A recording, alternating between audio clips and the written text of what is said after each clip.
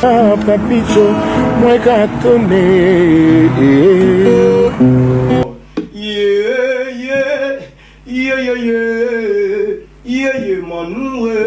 luvuaga.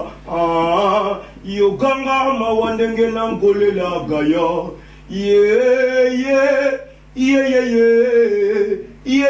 Na meza na nanga golela gazango nyozo biki. Motema nanga yedzonga nangonda ako ya mawasu sinanga. Ituma shiratuni yeye. Nazalize goze la mukolo bozo mabanzo. Esika yoke iye bazina. Natikalia wanga imokona pazi harmonical cancel. Cette fois nzunga na nzunga. Makanisi ya nzoto mwana moto wa temo gete yozo kanisanga na mpiaka. Bana Londres, bana Birmingham. Partout dans Londres. Soirée Zakaka Moko. Le 16 mars. Hein? Mère Chanda. Chandala ya lobi que non. Soirée Zakaka Moko. Boya ebele. Kouya biye botango na sande zo. Ils ont tambouraka on a des défilés. Hein? Madeslay. Hein? Madeslay donc journée à maman. Le 16 mars. Ngana kozana bino wana. Mbali boso jani fay na kata Londres. Le 16 mars nazana bino wana. Ba maman boya, ba papa boya botika ba maman banda kuti maman botika ba banda kuti biso tout kuta na wana le 16 mars. Ndenge kaka. Yemei mama Chanda. Lai, avec notre kuta na wana biso tout kuta na wana donc boso mon ka fiche on. Avec DJ Miyake. DJ Miyake doit bouger ma camme na ndenge muketi. Boso mon fiche so mon partout dans Londres. Partout au monde dans Londres. Vraiment tous là on a biso tout le 16 mars. Ngana osanga tembe bo système tout dans le 16 mars. Vraiment tokos. Je ne dors pas la nuit. Kelokwe commissaire Tanzan Koganga Ganga Kaye. Ekopi mwana banzete na katia zamba. Zingo ya boli. Voilà, vous êtes branchés en ce moment en train de nous suivre. Nous sommes là pour les comptes de l'émission Couloir des Stars. Donc, je suis là avec nos amis, mais aussi avec nos invités. Je ne suis pas seule, je serai accompagnée de mon confrère de tout le temps. Lui, c'est Guichot Mbemba, donc que j'essaie déjà. Bonsoir à toi, Guichot. Bonsoir, maman. Oyaleki Namalobanyoso. Message que Merci, Guichot. Je suis là aussi avec nos invités. Il y a les présidents d'Acosta, Mama Bibi, chez notre musicien, je ne sais pas encore qu'est-ce que vous pouvez ajouter. Il est au niveau de Bakissa. Bon, na konsepela mingi na isengo kwamba leki oyo ya liboso tomoni wana Big Rouge Petit Alpatino. Première fois peut-être votre maman ne va plus comment avant de payer la biso. Donc Petit Alpa ça va. Ah, ça va bien. Ok, ça va. Le lot va découvrir lui parce que aux autres dans l'émission trop, mais pas aux découvrir au fait. Tout ça, Bibiche, à bon peu en scène. En tout cas, faut pas mon en scène. Au lieu de jouer sous soutien dans la groupe, tu trouves pas sur le lot. Puis, tout ça, président, en tout cas président. Le lot, tu vois, président, on a soit dans un groupe. Ça va dans ce moment là. Merci en tout cas, donc tous en différents invités dans Bisso, mais je vais commencer avec le président d'Acosta. Président, bonsoir à toi. Bonsoir déjà la présentatrice, la charmante. Bonsoir Nandi Konabiso et Mbiso. Bonsoir Nabai Bazo Nanabiso, Bazul Bako Nanabiso na Nzela émission yo. Voilà, Nabai internet qui surtout, Naipsi Bango Mbotimingi Pai Bazali. Merci en tout cas, mais ça fait un bout du temps où Dacosta a s'est figuré vraiment, surtout ici au Congo, dans la télévision, on ne sait pas Dacosta, qu'est-ce qu'il est devenu, Azo, les Kawat, biologiste, groupe Ekoufi, parce que moi je t'avais connu et pas présent Elombe, et si vous avez quitté avec Herman Kassongo, Boki, Boussali, Oabino, c'est Boussala, Ossali, Bokino, Herman Passali, mais qu'est-ce qui ne va pas Dacosta? Bon, en fait, déjà, on doit comprendre que la structure Nabiso, il y a diffusion justement. Et dans la réalité, moi personnellement, je désapprouve. Parce que l'artiste est à l'auteur, il y a création. Bien évidemment, Lelo Aza y est mon coproducteur. Je crois que si on doit parler de la diffusion, il faut à la collaboration. Oui. Lorsque tu crées, tu produis, et que pour diffuser, l'artiste doit encore payer, ça devient de l'arnaque. Alors personnellement, je ne dis pas non, mais personnellement, je pense que c'est de l'arnaque et je ne soutiens pas cette pratique-là. Les œuvres doivent déjà être achetées, n'est-ce pas, par la chaîne de télévision. Parce que Bisson est au créé là, mais qui est à l'auteur de tout ça? Bon. N'est-ce pas que c'est vous-même? Non, pas forcément. Pas forcément. C'est vrai que ça va de pair avec la situation économico-politique, culturelle de notre pays. Eh bien, on n'en peut rien si ce n'est pas se discipliner soi-même. Voilà la raison pour laquelle, pour ne pas chercher à propager ces virus, moi j'ai commencé par me punir. Je ne diffuse pas ici si on ne crée pas une certaine collaboration, une relation étroite dans la chaîne, il y a télévision Awa. Parce que nous faisons déjà l'effort, il y a produit nos propres moyens et je ne pense pas que pour nous diffuser une pièce didactique, il faut nous foutre à 350 $ le mois. Et maintenant, dis-moi, qu'est-ce que Dacosta toi-même tu as trouvé comme solution?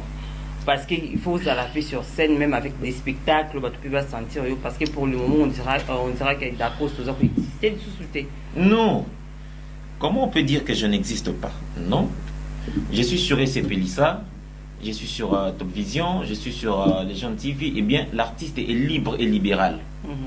Je ne suis pas prisonnier d'une certaine chaîne. À taper Awa, si on veut bien faire passer mes pièces, je vais diffuser mes pièces. Il faut tout le monde que quand tu n'es pas diffusé, tu disparais. Non. Le théâtre, par définition, c'est la représentation des conflits humains sur scène devant le public. Donc, si moi, je preste devant mon public, je ne disparais pas. Je ne disparais pas. Ceux qui sont branchés dans la plateforme et Internet connaissent comment l'artiste évolue. Ici, on ne diffuse pas pour la seule et unique raison, il faut te foutre pour te diffuser. Bon, il faut un Grésus pour le faire, mais pour l'instant, je ne le fais pas. Désolé. Merci en tout cas. J'espère que l'internaute nous sort pour lundi. Dengue Ndekonabiso Dacosta a répondre vraiment na oiza mituna na biso na zone qui normaloba et pas du chomemba. Bon, naningi na yebisa maman na biso bibiche. Ces derniers temps, nazomona yo ozo jouer théâtre nzonzingi. Ozongeli ko sambela makasi parce que bo pembo ki liboso parce que yo te na trop évangéliste. Bo pembo ki tango yo ko saisir mais non moni que te natika na makambo na zo repo. Oza ni na groupe pe ata na banzunzi ozomona soute ata la mission moko ozomona soute kuti poto zoyo bu to forcer de to sali atterrissage forcé. Puis je dis à quoi o yo ozomona te o lingi so makambo te. Ozongeli bo nzambe bien comment. Ose kinga na mke papa ngai que ndengolobi que ngai nazomona na te c'est trop dur. Nazali so nazali ki bonga pour mona ngati ko mo nga seke nazali. Naza toujours. Aux attaques na scène. Na scène nazali. Normalement na so babeninga. Ce producteur il y a ça besoin na du kinga to songoli. Kinga mona que du producteur pour na la film. Voilà ça. Ce qu'on a compris. Naza nulle part. Nulle part vani na. La fin. Te après ce matin, ça c'est vérité. Oui, la fin. C'est la vérité.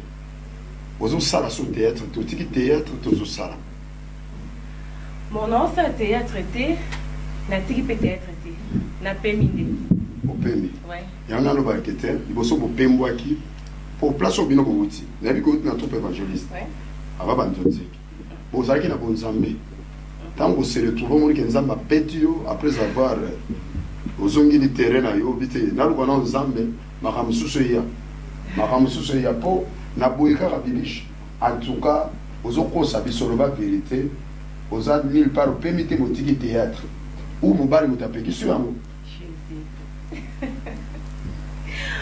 Bon, ce que l'objet qui n'a pengui, n'a penguaté.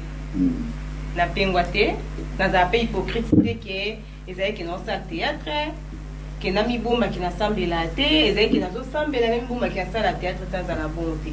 N'a tiré la top en monté. Groupe évangéliste, n'est pas qui m'a dit pour ça, Gabi Kiwaka.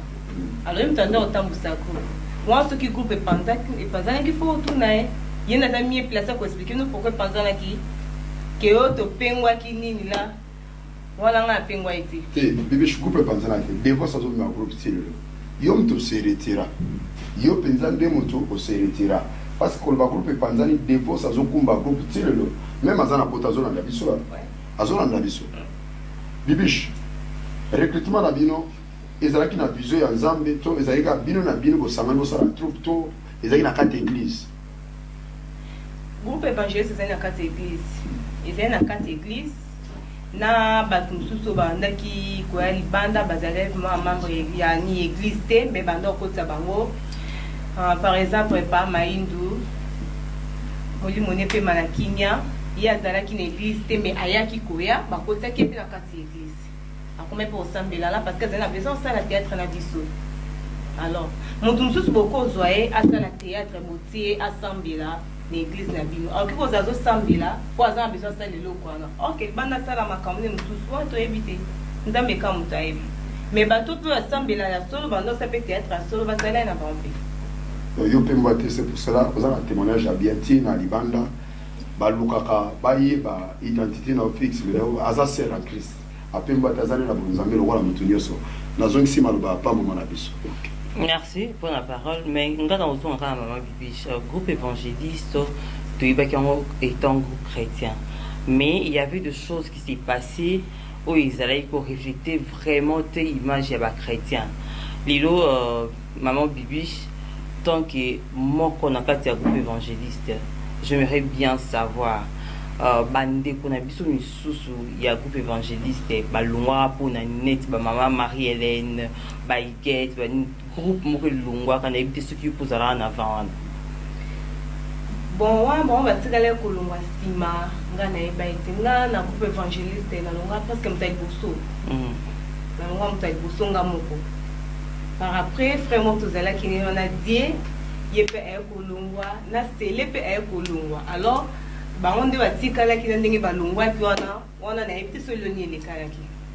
mais est-ce qu'au groupe chrétien, parce que moi je me dis toujours il n'y a pas de groupe chrétien, ce sont des gens qui sont des chrétiens. Parce que comportement sur réfléchir même bateau bazan avant de groupe chrétien peut-être bon groupe bazan bien parce que empoisonnement ils ont régné quand on a bino baton pour bien chrétien bamiso aluba kutoe kingani on a fait na poison bamiso habiter pour faire na maladie boy pour ne pas citer son nom, appelé Kimia. Mais pourquoi bien benga ba chrétien yo toye binzambe ko leka ba misusu bo sala ba geste on appelle ba pagan on peut sala ba bi kindumba pe na kati kara ya bino ba chrétien wana. Bon, on a invité ce nom qui koluba bisunde nini.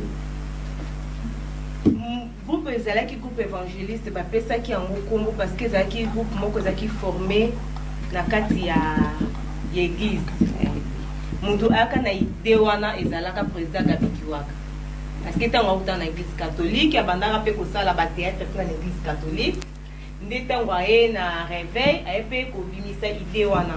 Alors tozalaki ba chrétien na kati église. Pendant que to sala théâtre, ezali dans l'église, toza ko s'évangéliser. Ya wana ape c'est comme groupe évangéliste. Toi c'est groupe évangéliste, on appelle comme on appelle ndenge bimaki. Merci en tout cas, Guichot, vous avez la parole. Bon, on a pas Big Rouge, Petit Alpatino. Pour la ligne, aux yeux comme Petit Alpatino. Ouais, donc la personne va la porte tout le monde, la personne va la Monica, quand c'est 7 fois par fin de son an, on va devenir sur des rivières ensemble. Donc, tu tout là, la Kini, qui m'a aussi, on a eu grâce à Parama, il a on a eu grâce à Pépé Calais, donc on a ce qu'on a dit, il y a Père Nangaï. Ton azul est là-bas au choix, là, on a la pointe. Donc, à quoi on a la petit mot qui est moins opus à la première des athées. Tant que d'ailleurs, n'a pas été, on va négliger l'identité. yango na yaki siko peti Al Pacino ponga bino nazaki ata na ba quartier nazoye ma vocal moko boye mutu fayo kaka awe melo Alpa mais quand on va mouke na osali kaka pela te mais quand on peut pas comprendre que zongisa na yino motema nazima na zagaga na bisika yotikaki ngai egode yambawo akime presedelo zandewo owili tambawo mbagolela lela onatika limoku ya ngai kona zalaki chasere mawa nabima na tongo ngakomona mawa naluka seyo nalingi ye goda komokende ngawayatsa motete ulingwango ya ndenge nini merci petit Al Pacino Biki Rouge oko liango émission parce que tant à koyebeza on a baki omeka mwa mongwa on ngo le que ça on meki mosunya mobimba non on meki mosunya mobimba tout le monde moi timbre de son ezali mais outi orchestre ouais na pena na outi nazaki pa vena ngaba bien nga Chokoro les miraculés pour na babijo personnel donc nazaki pena wana 2012 nazaki na père donc tiens outi kabiso na minute ce qu'on a géré spire l'idée simplement pebo autrement dit par fula bon côté esprit des morts mon tapé c'est la chanson bimba na bois qui peut sur la générique donc il a là c'est pas du petit Al Pacino na bois kaka na yemba na bina na sous danger donc il na poto bozi la caramine qui est là na maison bimba bomba et là ah donc évolue na babia nonga pas babia nonga puis nazaki chef d'orchestre ngam na lokumbe na mouvement donc père odaye ayo kufatika kibiso donc ya kufuli na Luanda mabele ya poto capital donc tonga kufa sko na kisko pas je respire l'idée simplement pebo yem tu no travailler na minute ya uta l'avenir esthétique pas permettre so da komoda comme be pasteur ok mais oyebi ke Al Pacino ba mingi na babia nonga voilà nayoki oyebi ke Alpa imba mingi na babia nonga na chic shop lenge à part tant Alpa ayo sala dernier album na ye et tu que ayebi ko évoluer yé moko tant on vivre la musique mais na ozonga la question moko après na pesi mama na biso na mitambo sazana mama loba il y a évolution il y a émission oyo koko le kam moto na yo peut-être ningi sai. Voilà, je vous rappelle que nous sommes là pour le compte de l'émission Couloir des Stars. Donc, toujours na star na biso awa ou toujours sur la ba on vient ozongela d'Acosta Momuki d'Acosta ba ambition na yo pour na cinéma congolais à nini. Bien, merci beaucoup. Déjà, si on doit parler du cinéma congolais, hein, bah, prérogative est belé. Oui. Tout le bela plus bon, évolution d'abord, il y a théâtre populaire, autour ça là. Bon, ambition est alliée, premièrement, il y a couper sa autonomie, mon beau et pas artiste aujourd'hui. Les artistes sont quelque part prisonniers. Il y a bah, pratique, n'est-ce pas? Bah, pratique. Ming aujourd'hui, vous savez que COP n'a bien au Bongo, COP il y a passé des Koufa, et comme à plus internet et tout, mais toujours subir, n'est-ce pas? Mais COP a passé des Koufa pourquoi? Ben, nous ne sommes pour rien, ils ont piraterie, etc. Biso artistes tous vraiment pour rien là-dedans. Ils ont bateau baïbi qu'on respectait Moussalate, Moussala a batouté. Ici Moussalango. Monsieur, le but à producteur peut pas exister, le sous-té. Bon, déjà, producteur en termes de production, existe dans les temps vers dislocation, il y a groupe Salo, on dit producteur, Bazalaka. Mais après, et comment on a un commerçant? C'est-à-dire? C'est-à-dire ce que cela veut dire. C'est-à-dire ce que cela veut dire. Bon, pour ça, artiste a comme un point, il y a comme Yeba. Nanya Zali, parce que, entre autres, c'est nous qui fabriquons Batouan Nanya Sotu Bayakaka. Ce biso to zui bango, na maboko na biso nde kombo na bango etangami mokimo bimba. Mais en revanche, bango ba reconnaîtra ka force et artiste té. Artistes beaucoup mis trop matolo, vous êtes devenus des mendiants tout le temps. Prêtre, moi, soit avant d'abonner quand le téléphone est sonné d'Acosta, je me suis dit décroché parce qu'il y a des non, Bon, heureusement, je ne suis pas de cette école. Mais si je dois parler en général, quand si prêtre, moi, bando foot à artiste, bien, soit c'est si bon moussala. Soit c'est si bon moussala, à foot à bango mbongo, il faut, après ça bango mérite, na bango, bon, ping, bon, sing a été. Bino monde au baby sapi moussala, parce que déjà, mon tout sera sollicité d'Acosta. D'Acosta caché dans combien pour jouer dans un film, mais mon toi, tu as dit que peut-être tu dis. Caché dans les $500, $1000. Mais mon nous soit 500 billes, mon point plus en à 300. Faut dire ça. Bino déjà besoin il va valeur, il y a moussala na bino besoin. Non, je pense qu'il est question. Notre personne on va pour valoriser. Il est question de la qualité et de la quantité.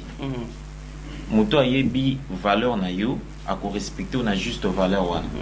Quoi ça pour ça ya bagnéserie OK na luka tombola boaka. Voilà, c'est simple. Ouais, yebi valeur na ça je crois que bazo se soumettre bazo comme on a point aux 20 30 40 centaines de babeta bon matolo c'est parce que ba luka ba au sanzo la bango. Mais ce ba ko luka ba artiste avec valeur où il faut attribuer na bango. En tout cas, au monde a bon basé belé, baza. En tout cas, je peux te citer toute une panoplie aussi ça t'est. Papa Kodi baza, président Lombe Bazali, toute une panoplie d'artistes au pesa musala oyo valeur parce que il faut qu'on se le dise. Les comédiens prêchent du jour au lendemain. Combien, je prends un exemple, mon frère, je parle sous le contrôle de mon frère Azar. Depuis groupe Chic Choc le Enge exista-t-il existera kaka. Hein, vous comprenez un peu? Et continue au thé à bateau. Depuis groupe Simba exista-t-il il continue au thé à bateau. Donc nous sommes crédibles dans le temps et dans l'espace. Vous voyez? Alors si les gens pensent que la qualité aujourd'hui coûte cher, je suis désolé, bah qu'il y a une quantité. Merci en tout cas d'Acosta. Bic Rouge, notre musicien, par rapport à la carrière Nayopi en tant qu'artiste musicien, je ne sais pas quelles sont des antivaleurs au you comme on a vraiment que au you ils ont antivaleurs on a combattre en gros n'a mis en bas valeur mon ouais donc comme ma peine valeur pour ma masse belé et ba masse na belé mususu asa na mouvement mo mais non pour la comité on biso sika tuzali on toujours ça la tout bosser trop tout mo la tala ka nation combat et al pachino pour atika biso ça ida monene na mboka oyo elengi esila di bakiti donc on na yaki abe funa pesa makambo on le long pesa makambo kati ya mboko na biki mboka monika c'est la combat déjà donc mboka ya ba roboto ka voler na Paris 0033 Paris na combat déjà donc nazo bosser ka dire quoi pour moi c'est belé bazala ba mouvement mais bazo yemba bien te mais yo mtozo yemba bien ce que va plus déjà chance en pe il y a que va fou la yo place aux alliés au mata de l'opé va découvrir parce que jusque là c'est comme ça inaperçu ouais chance na ngeza calamité bozo yo ka générique ya komba bomba eloko na yo na sali ma kati kuna na ndian donc la PCP na JPT spino sebi de na mbote la comprendre to na côté na casque na PCP na makambo yo ka la chanson pe na yembi na ba vocal na sali donc na zo beta pe na profiter pe na pesa manu no voka mbote sika ya no sa pe remix ya manu no voka quoi c'est la mbote au sein d'un producteur to mais c'est une mokwazali ou azo idée pour na ko réaliser avant ouais mais c'est on a roté le bala mix ou fait la riva la bomba construction to za dans la Congo mais ko beta ba leader na zana je respire yene mo to pousser na zana mo te leader azali je respire aussi la vie esthétique na une hôtel là où nous avons et puis on a dans le comme pasteur donc je respire tout ça na yé après ça la chance habiter beta remix ya Manu Vaka ya otsara qui fait école là na tiki al pachino ce qu'on a kilelo on va comprendre que na Manu Vaka na kilelo après c'est fait dans le voilà bomba construction moto si gazali donc il me toujours soutenir à côté de ce studio na ma chanson là Manu Vaka.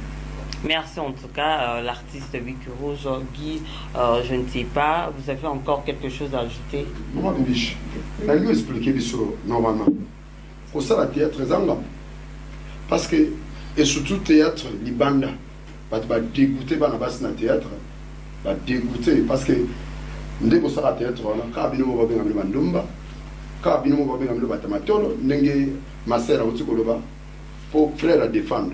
Mais au moins on a pas la respect peut-être hein est-ce que musa ngo calendrier to ibila ba mambo mengo ba mama linga bazaka na valeur mais ce qu'on peut ya bino penza bozo ndiye polele mingi bozo mitanda boko sala musala mais bozo mitanda liboso ya bato est-ce que valeur na bino penza eza wapi ezopesa soni na bato ya libanda omonaka même kombo moko mabimino bapia théâtre ebele respect eza te omoni ke bazosaka na bino c'est pourquoi nalingi oexpliquer bien pourquoi ekomi boye eza mboka ou bien ezali biso bato tozosala mosala ya télévision. Bon, merci. On a fait ça sur Malouba. Et là, on a qui Koloba, ils ont faute en beau côté, mais ils ont règle na biso mo ba fille. Ils ont règle na biso mo ba fille. Ils ont par exemple mutu musu sabengi à cause de la pièce oyo sali, à cause de féliciter, à cause de moi quelque chose pour la félicitation. Mais yo tongo mo na muta sali bongo et comme le sukolo passe na yo bandani ni ko benga pour bando sengai. Yo mo badi ko milingisa parce que na kama solo la mingi pa ba camarade na ngai ça pour son ba to poto zo beta masolo. Et ça la mo soni tant que moi si. Berrer au biso moko ba artiste tout ça la tokina komiti ke pa mibali ba komiti poto akomono ya zela sepeli na yo na sepela no joua ka bien bo bondi usko solo la yusko kanga no komiti mobile na. OK akiko linga mususu yo ko beta solo ke o aboto linga mobile. OK linga que tando solo no ka normal. Ndest que yo quand aussi sa réputation ma fille minga théâtre. C'est ça. Mais na oba pourquoi bino ba fi théâtre on peut ça théâtre. Boni pe ko bala te. Bo sa ba bala moko ya inachevé et surtout ya poto. On travaille au ballon dans la seconde, ma tiki, on sort de tout niveau, presque, bon bala peut-être, presque, ils ont exceptionnel. Bon, que to balate, babalate, et ça va au babali, et ça peut au bazar ma fiancée, et ça peut au babala, mais la bonne mi mabango, et ça peut un tout va proposer un peu pour babala. Donc, vous verrez que vous avez apporté ça, c'est pourquoi il y a besoin permettre votre tour à Nabino. Pour ça, vous permettez qu'il y ait bala. Peut-être, ah, puis vous avez bala dans la guissance. Donc, vous s'attendez pour monter au Taliban, à Aérobala. Non? Bah, où est bala qui chef à Bazaï? Le roi n'a pas sa militant. Il joue la reine? Ah, Badia. Oui, à Bala, ah, ça l'a, ça l'a pas, hein? Ah. Oui. Charlène, on dit que ça là, et pas Calais. À Bala, puis on va là, ça l'a fait, ah, oui, exactement qui ba tunyo soka ki ba bala kan bala putuno ba o bala pe mbela kin bazali baza. OK. Musala ko faut te ba ko respecter. Ndemo lobi boyi. En tout cas, mes collègues ya o ka pe o sa mission mobile no pembe. O tie mo mobile no pembe ni pour respect kota. Pat musuba mona kete musala zo sala ezana parler. Na zongi pa ya papa na biso d'Acosta. Ah, papa d'Acosta. Et là on zo sala nga pasi. Pasi président mingi batu bolingi kombo ya président mingi penza mingi bolingi kolonga ba groupe tomba pamba muke siko to koma na kombe d'ailleurs on a zo ko compter sur ba groupe théâtral te so komi kombi na wele ka YouTube ozo ka ba chaîne de télévision ozo le kaleka na zo ko ko retenir penza ti en tout cas au tali o elongi mususu bolingi kaka honneur parce que biso to na mona parce que ba congolais to zana ba conception moko ya mutu nyonso akoma leader esprit à leadership et puis ça n'a pas soutien. C'est pourquoi nena tuna pour la nini ozaki na maîtrise ya kotika à la place aux alaki te ou préférer ça à groupe pour la bati mususu. Au moins te ki ozo temps pe ko ça la groupe comme maîtrise ngo zo senga makoki mbongo ba sponsor et que personne mutu pasi okokondo kozana santé malonga tende kolanga. Eh bien, merci beaucoup. En même temps, on a fustigé réflexion notée. Mais bon, de l'autre part, il s'aligne à passer. Pourquoi? Parce que ça ne va pas... en réalité, ça vraiment erreur naïveté. Ça va du système éducatif Yambo Kanabiso. Le Belge nous ont mal instruits. Baté Abiso, dans la classe au Silici, au Kolukamsala. N'est-ce pas? Oui. Alors qu'il fallait apprendre aux gens l'entrepreneuriat. La création, ça c'est très important. Mon maître, je ne dirais pas il fut parce qu'il est jusque-là, mon maître Elombe n'a fait que 6 ans au sein du groupe Salon. Je parle du groupe Salon. Et ça, seul groupe na RTNC, n'est-ce pas? Et à l'époque, il n'y avait que la RTNC. Mais... Le groupe Salinzoï non, le groupe Nzoï, le groupe Nzoï, tu as suivre plus à la radio. mais est le groupe vedette où on retrouvait vedette tout autant juste là, c'était le groupe Salon avec le maître Titengensana. Ok, mais ce monsieur, il a pris le courage de quitter le groupe Salon. Ça, il fallait le faire. Pour ça, ça qui a monté une silate, péchangate, caste, pelete, loulete. Donc, quelque part, certes, autre temps, autre mœurs, na RTNC, foot espace T, foot mambobelete, mais aujourd'hui, cette prolifération de groupes, c'est vrai, et ça, à côté, il y a moins bien T parce qu'il n'y a pas l'encadrement de la jeunesse. Raison même pour laquelle, aujourd'hui, il est mis en place une association nationale de comédiens conscients, ANCC, pour recadrer, restructurer les jeunes au Bazobima Lelo. On doit se le dire. Dans la structure il y a ce qu'on appelle la guerre de génération. On doit se le dire. Mais aujourd'hui, les jeunes sont belés au Bazali, na talent Lelo. Bazali tout fait bipa et Bazali. Parce qu'il y a langage wana bisum to banda. Mais il y a de l'autre côté le rajeunissement et la structure. Il faut ça là. Je ne sais pas si vous êtes d'accord avec moi. Donc, moi je pense que Kokende, et ça simplement conjuguer courage moko, n'est-ce pas? Et puis la volonté, il y a la responsable. Simplement. Ça va de pair avec les talents. Mais je pense que 7 ans passés auprès de M. Faustin Soukar Elombe, que je salue en passant, notre futur député, Massimani Mbafor Uni, je crois que j'ai assimilé matière au ekoki kosalanga responsable père de famille. Le président, c'est vrai, et ça va titre honorifique. Mais bon, moi je suis pas accro à ça. Moi j'aime bien rester l'artiste. Parce que sur scène, Bakomaraté, président, directeur artistique, chef de répétition, non. Quand nous prestons là, nous sommes tous artistes. Raison pour laquelle, si on a écouté un baninga na Sarabango, président ou pas, répétons, parce que c'est ça la mère de science. Donc, Naina Lobaboy, on lobby bien, mais par rapport nous, aux engagements, on se sentir qui l'on est au commun. Bon, je suis très à l'aise parce que école ici encore beaucoup plus. Au Moni, Kozananda Kwatata, on ne se soucie pas du scénario, au moins encore de la mise en scène. Au dit que Vielu la au coma, président vous mettre en sur scène, c'est bon, ça passe. Mais quand tu es responsable, pour ne pas dire président, tu as encore un directeur artistique, tu te dis, Nazan a charge à Batbazan Simananga. De la même manière dont moi je suis allé vers M. Faustin Soukar Elombe ou le groupe Simba, pour na Lukanzela, c'est de cette même manière-là de Batouba Yepé na Simananga, n'est-ce pas, pour Ba Lukanzela. Excusez-moi. Au Sénégal, permission. Notre papa, oui.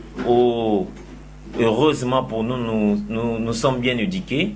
Je suis allé déposer ma lettre de démission très calmement et nous avions eu à parler en père et fils. Voilà pourquoi, raison pour laquelle, après le groupe Simba, nous sommes bénis. Non, pourquoi? C'est ça en fait la faiblesse. C'est ça en fait la faiblesse. Émergence ya muninga et ko soyauté parce que ils ont la professeur ou a PC au cours, n'est-ce pas? Tant que tu présentes un examen na biso, tu as un professeur na bisoté. Et lengi ya professeur on est ali, tant que tu corriger papier na yo, aïbake au salaki 10 sur 10, au salaki 9, enfin au salaki le maximum. À comprendre que l'élève ou ayoka qui nga bien, à l'anda qui matière nga bien. Mais quand toi tu te prétends, ou soit tu veux pas que les autres évoluent, mais oye bandeni que tu es vraiment le professeur. C'est ça encore. Ok, merci beaucoup. On a ici ma sœur,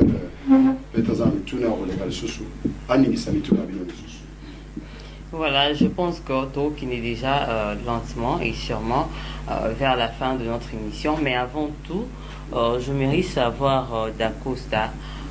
Pièce ni au d'Acosta si a commis des pas comme président il y a groupe naïmoko même na groupe Simba est-ce que vous avez déjà tant en commentaire histoire au PCP histoire on a pu en plaire. Oh là là, merci, ça c'est vraiment une question riche. Eh bien c'est vrai, dans le groupe Simba je n'ai pas eu la chance de signer une pièce mais bon, la pièce phare la pièce phare fit cette pièce domestique na bango. Moi, Moussa, bien bon communément. Bon, on a besoin d'une seule pour s'envoler. Pour ça, 10 moko te permet de partir. Mais depuis que j'évolue en solo, il y a toute une marmaille de pièces. Et je peux que citer Nakomi Ebele à Makambo, Nakomi le syndicat, Nakomi Soukanapert, Nakomi Mobali Nangai, Nakomi ma fille Bellevie. Enfin, il y en a beaucoup. Là, maintenant, ce sont des Nzunzingo, Zaban, au monde va jouer. Bon, aujourd'hui, il y a un esprit très ouvert. Yayo, Nabaninga, on fait le brassage.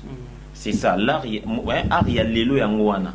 Même dans les Simba, vous allez retrouver Babengi, le professeur Bavon. Enfin, c'est ce qui fait la beauté des artistes comédiens.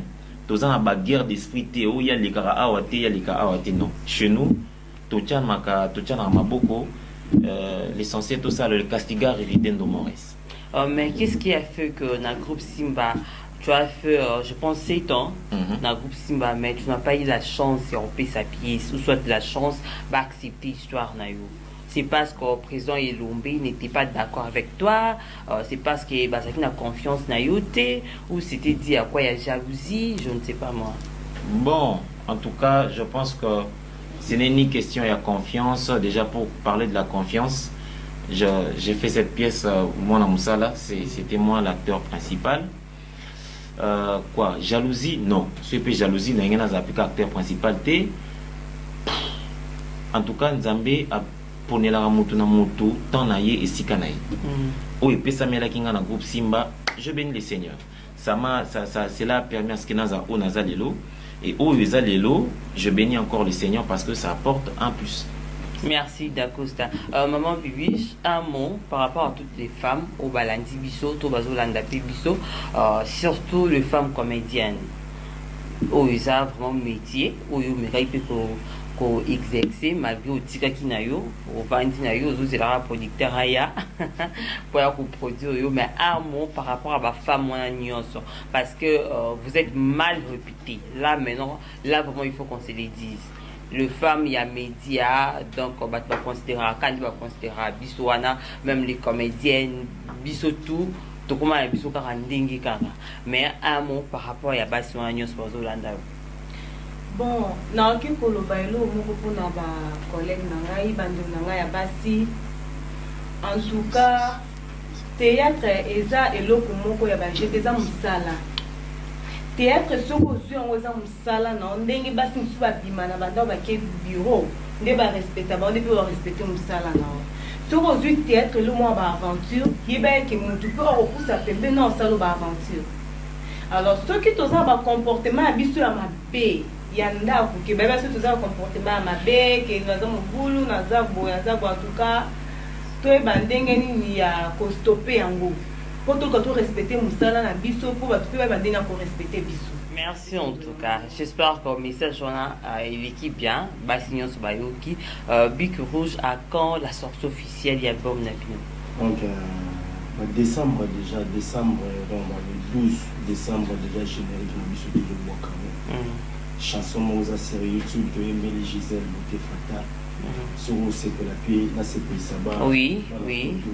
Attends-moi. Matisanga tana ambulance ke na kopiare. Nakozonga te kopiare memaki zungisa kati. Mama lobaka na kunai mama lelo kumi okunda ngai. Bolingo kakoli maloba mama, bolingo kakoli maloba Gisèle. Nsakama ata l'échec. Abulaka te malgré résultat. Azalaka pe sûr. Na ba réponse na ava corruption. Ah bon? Pape nazalaka pe sûr. Ava je t'aime na ava déception. Ezate lokola nazanga motuka na ebiti kokonduire. Ezate lokola nazanga bolingo na ebiti kolinga. Merci. Merci en tout cas. Tout sentir Moussala Izali. Donc, pour lui Izali. Guy. moi Lilo Basuka pour qu'on a les annoncés dans Bon, pour conclure, Naina, le Ndegonangai, Vicky Rouge, Petit Alpatino, on dit que mon couple de maison a paiement. Alpa bien que Boulantoul. Pourquoi Boulantoul? Boulantoul parce que Azom me kumba ya koyemba pe abua kan animation. Yo pe no ko animation yo.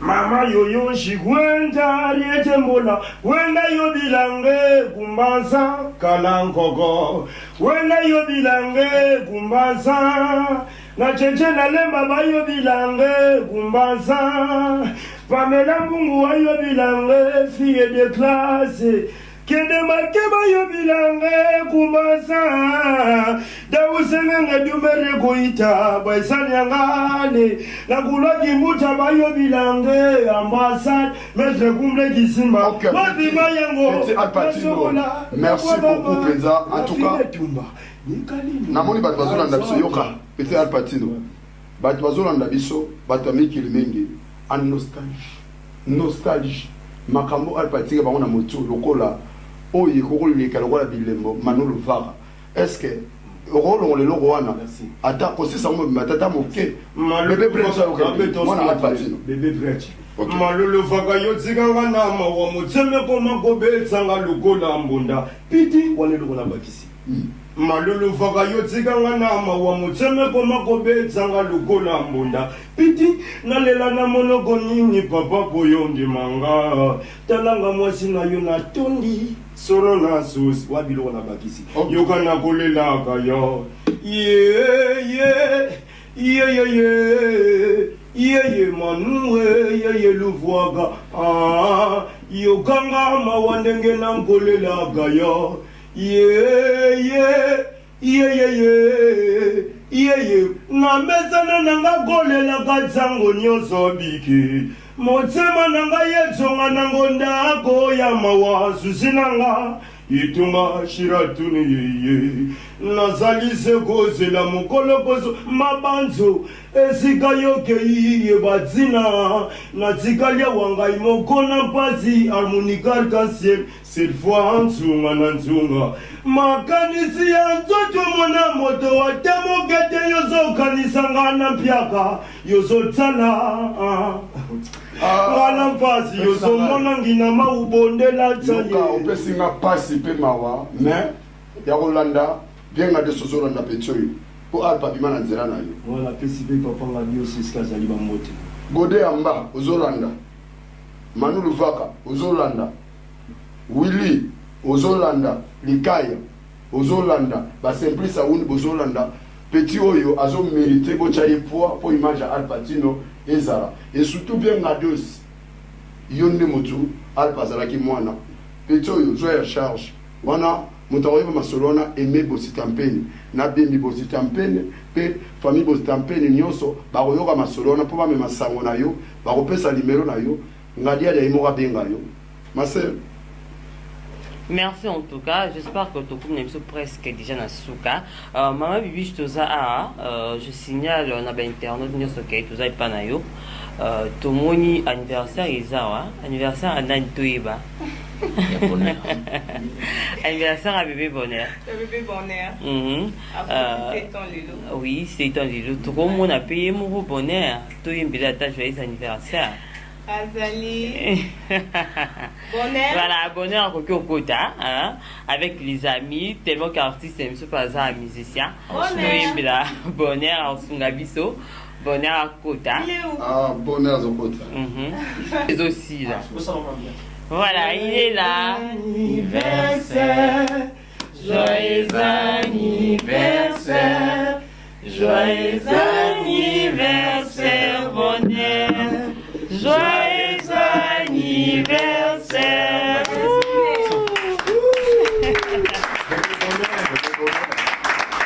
Joyeux anniversaire à toi, bébé bonheur.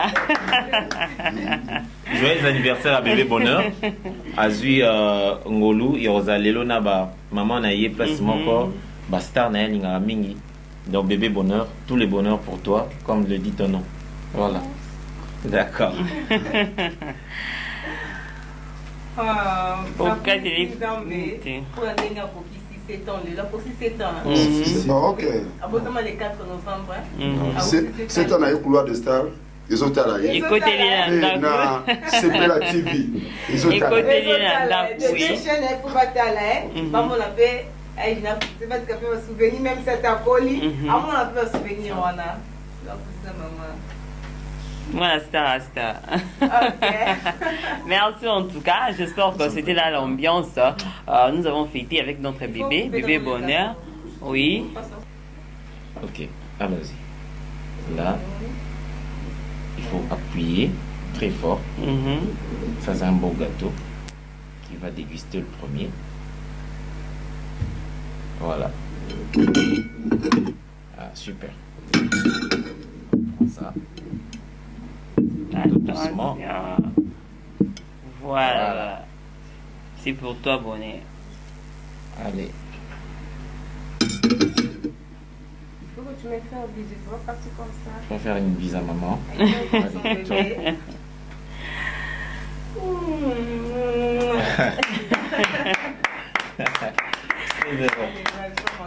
Merci beaucoup. Okay. Merci en tout cas. C'était là l'ambiance, hein, vous avez compris. Nous avons fêté avec notre bébé bonheur a aussi 7 ans. Donc ça s'est fait quand même parce que nous sommes chez Maman Bibiche et Pena Yambibiso avec nos amis, nos invités. Nous sommes arrivés à la fin de notre émission. C'était là l'émission Couloir du Star. Bolanda, on a CPLA TV, mais aussi début de salutation à toutes les personnes qui branchées. Balandi Bisso, là je pense directement à mon vieux Jean-Marie Kabengele, Waka Bengele, David Olito, Bino Touba, Napota Tango. Début de salutation à vous, sans oublier M. Gauthier Massassou. Donc début de salutation, je vous aime beaucoup. Déjà, je vous quitte. Hein. Je pense qu'on peut déjà dire au revoir à nos amis, à nos fidèles internautes.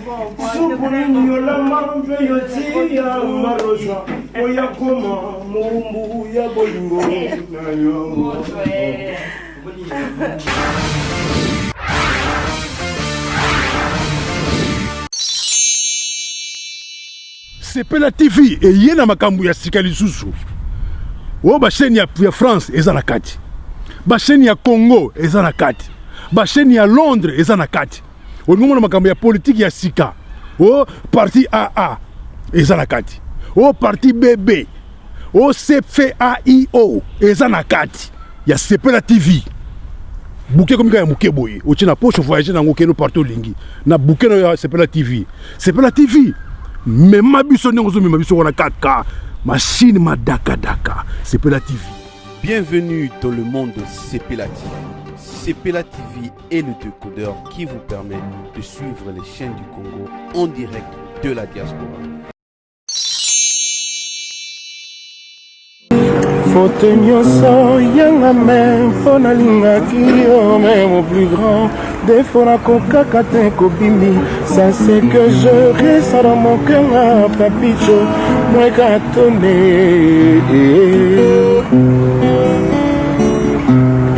Nazongi ndako miso ekotanga ngai mpona bolingo napesaki yo ezanga réciprocité yokosi ngai na baserment d'amour boye ekomaka te pa ya nzambe te yo nyokoli